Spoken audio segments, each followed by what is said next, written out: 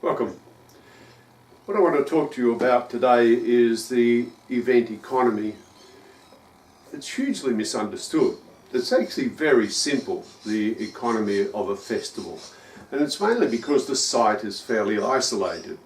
You should be able to work it out, but for some reason, when I go to a lot of consultancies, no one has sat down and just worked this bit out. There's a lot of money floating around an average event or festival, and you should, as the event organizer, know where all that money's going to. It doesn't really take all that much time. So the best way for me to explain things like that is, rather than words, is to do diagrams. I find it a lot easier. So this is the economy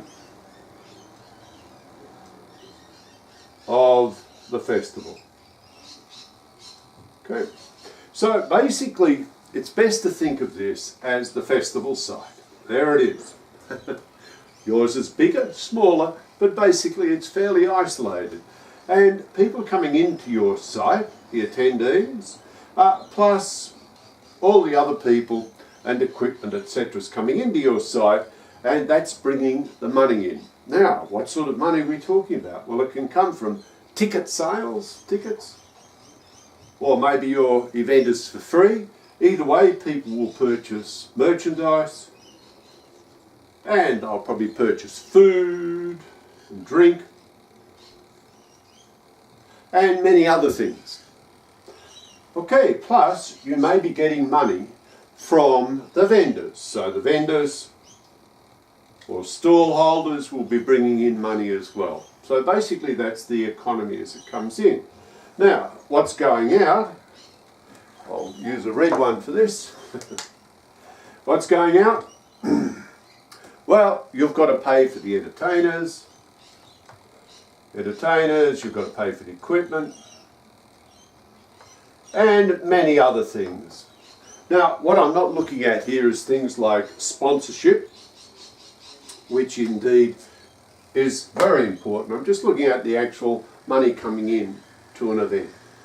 So you can see it's all coming in and some of it's going out. Now, how are you going to work this out? Well, it's a lot simpler than you think. Basically, you just have to think of the average person coming to your event, who probably looks like that. And that person coming to your event, basically, let's say they're going to spend $50. Now that's a very conservative figure, believe me. Anyone who's been to an event with their family and all the rest of it knows that you can spend a lot more than that. So that's coming in, and on the way out, there's the same person again.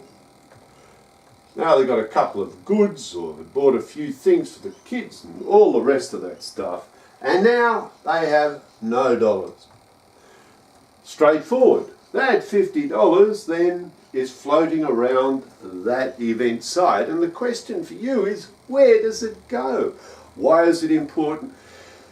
Well, it's called the simple law of big numbers. So if you've got an event with 60,000 people and they all spend $50, do the maths. That is an event worth $3 million.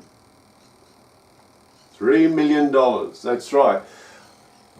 Now just think of any business in your town that actually turns over $3 million over a period of, say, 2 or 3 days, or 2 days, in the case of the festival I'm thinking of. 2 days, and that is conservative, really, because some of these people would spend a lot more. Maybe a few would spend less, but you can work out what it is on average just by doing simple survey work at the event itself.